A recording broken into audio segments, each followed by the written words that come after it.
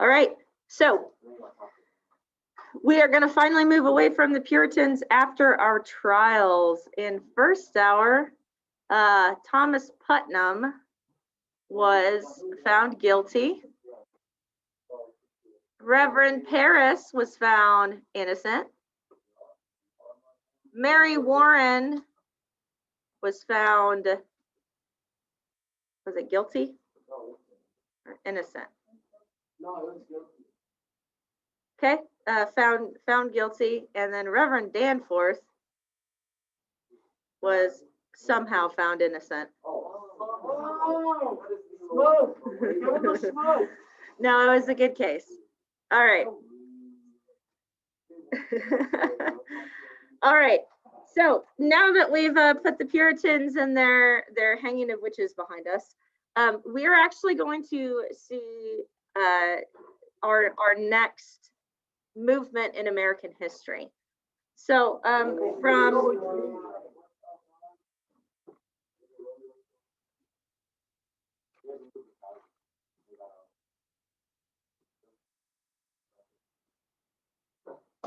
from 1640 to about 1750, 1759 or so, we had the Puritans, right? And what were their generalized beliefs before we leave them in the dirt?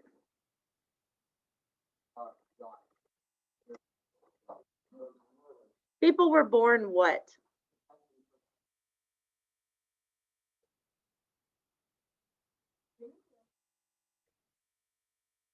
I'm going to save it, but it's not a bad idea. This is a note thing.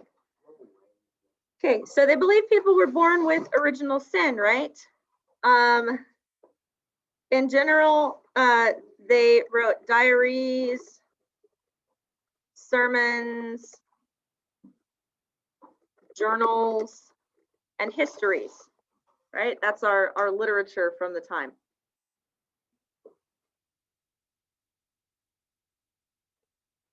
Most writing, if not all, reflected God in their lives. They often wrote kind of like parables where they would compare their lives to Bible stories, right? They didn't see a need for ornamentation, so they wrote simply, plainly, and also attempted to live their lives that way, right? Live simply, live plainly, don't stand out.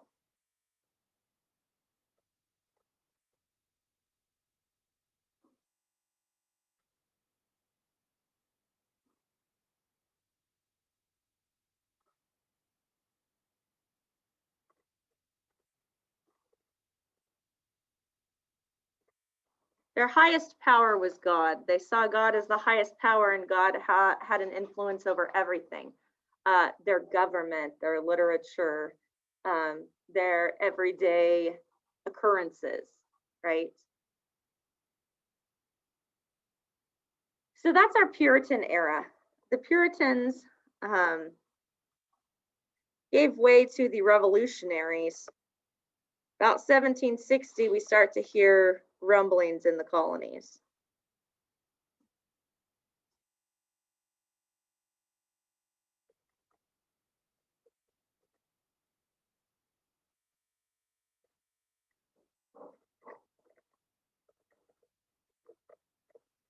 But things began to change when we started bending toward revolution.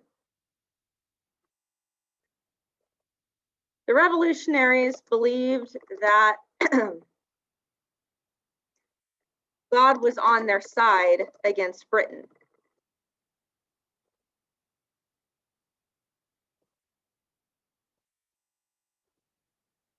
Instead of writing diaries, sermons, journals, and histories, which they did do, they wrote a lot of letters, speeches,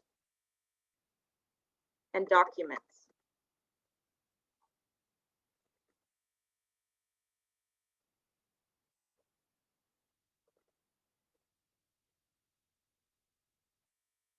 We'll just shorten that. So their writing took a persuasive bent, right?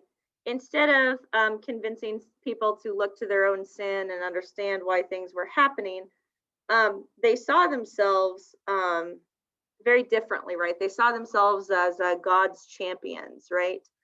But because the colonies were much more diverse in thought, I say much more diverse in thought because many of them were still very much same race, same nationalities coming over from England and that sort of thing, but they weren't all Puritan anymore. They had Quakers who were complete pacifists. They had Catholics now. They had Presbyterians. They had a number of different religious groups.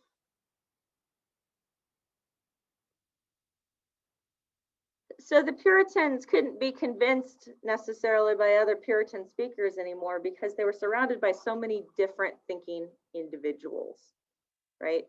And those individuals also had different ideas about government. Who did the Puritans think appointed their government? Yeah, so God appointed their governors, and the saintly elect should rule. That changed. The revolutionaries were like, our best writers, our most persuasive people get the biggest say. So it wasn't about how good a Christian you were anymore. It was what kind of a leader you were, what kind of a writer you were, what kind of a persuader you were, how you were able to rally people around you.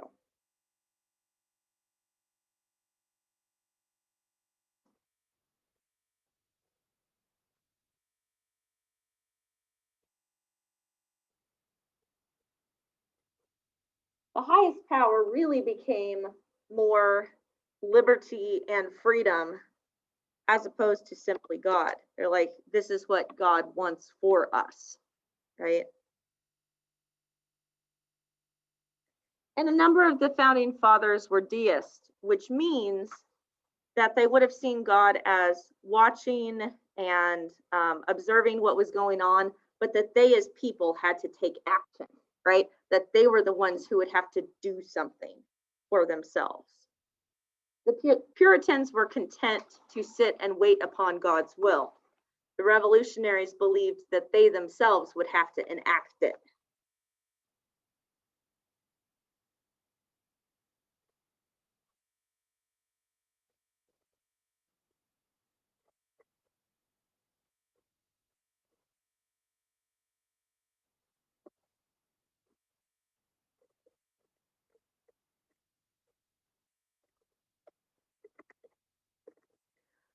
So you're starting to see a real shift in thinking here, and this would later shift even further. I'm not actually going to spend a whole lot of time in the revolutionaries. It's actually just this one day. And the reason for that is because the revolution was a relatively short time in American history. Only really 40 years or less of our history was dedicated before the nation started to change really rapidly. And so that's about the time we're going to spend on that.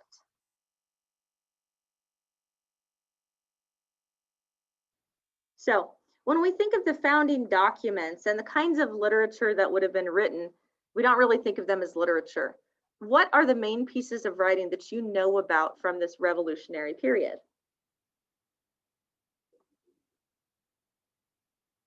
A little bit late. We have the Declaration of Independence, 1776. We have the Constitution, which was 1781, yes. Bill of Rights. We have letters between the statesmen, Benjamin Franklin's letters, Alexander Hamilton's letters. We have the Federalist Papers. We have a number of documents whose primary purpose is to persuade, right? To persuade people to a way of thinking and a way of governing. that was very different than what the Puritans had set out to do. So rather than rehash all your history, we're going to do one speech and look at it from that revolutionary point of view as a persuasive document, right? How is it working to persuade people? So I've got that saved, and we will move to the actual speech itself.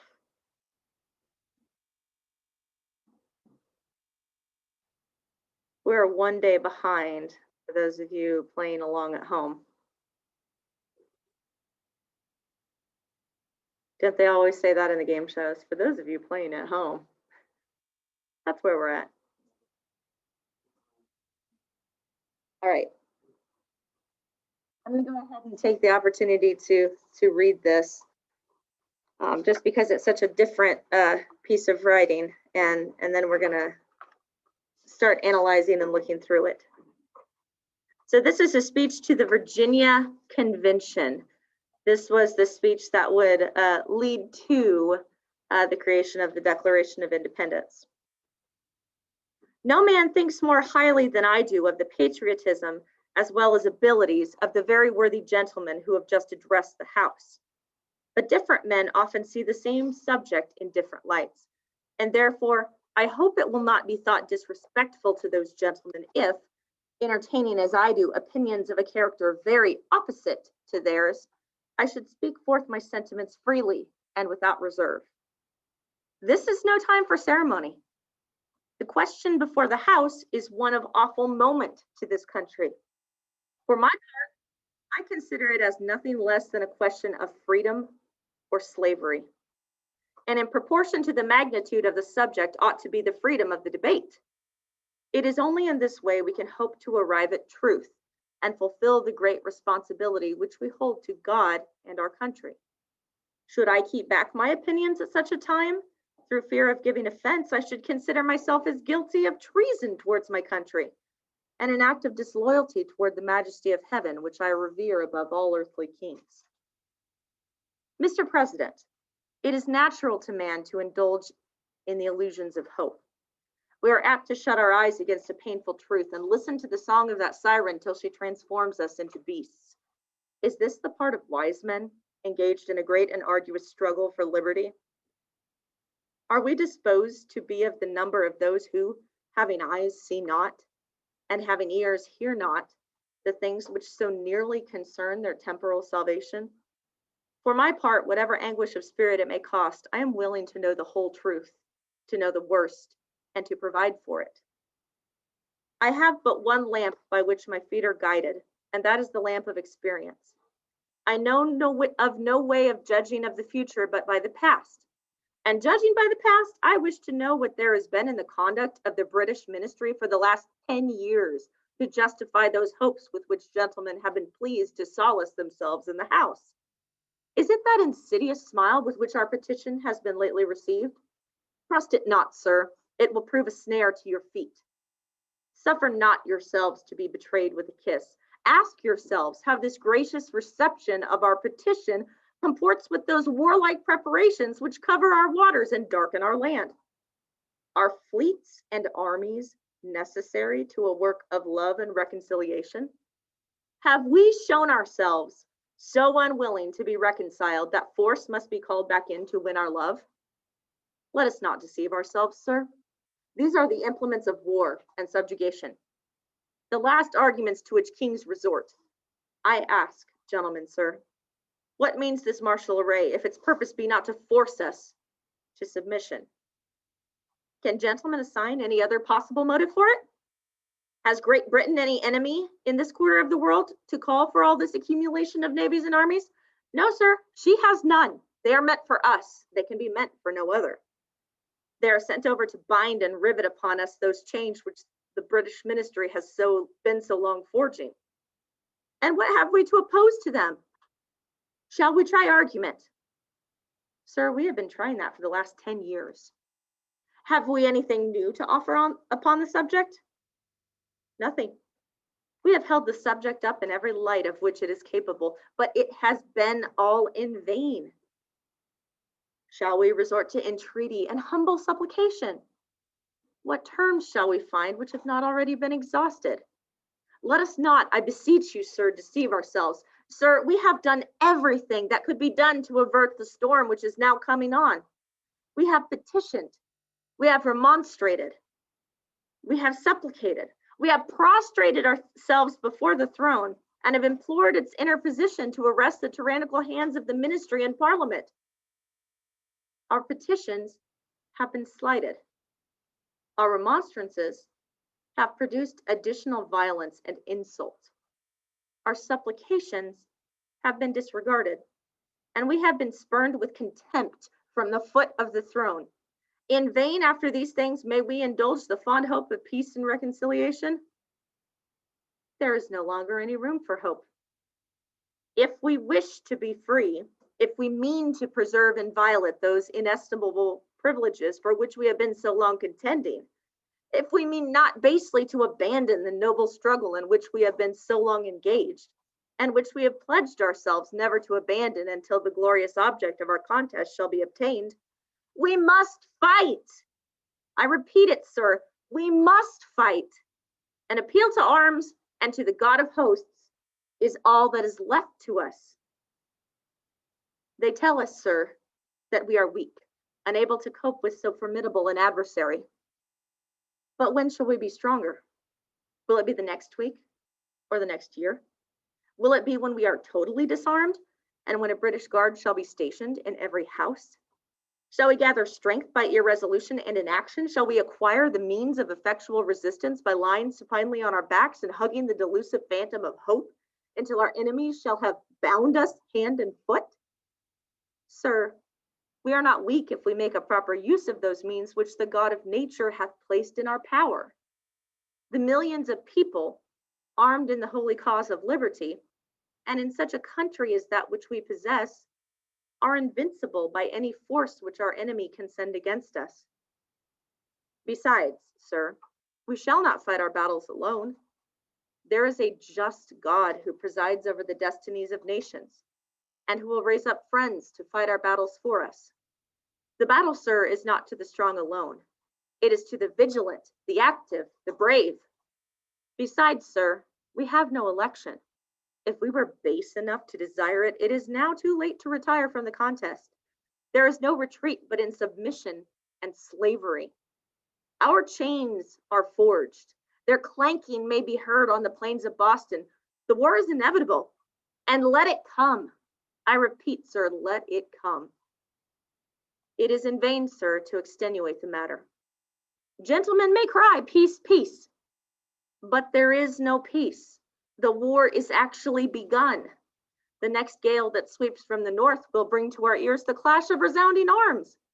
Our brethren are already in the field. Why stand we here idle? What is it that gentlemen wish? What would they have?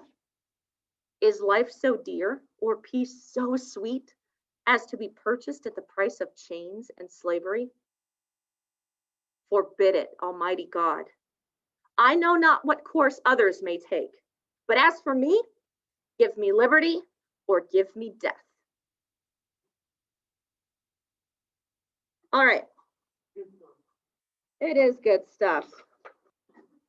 Good stuff, persuasive stuff.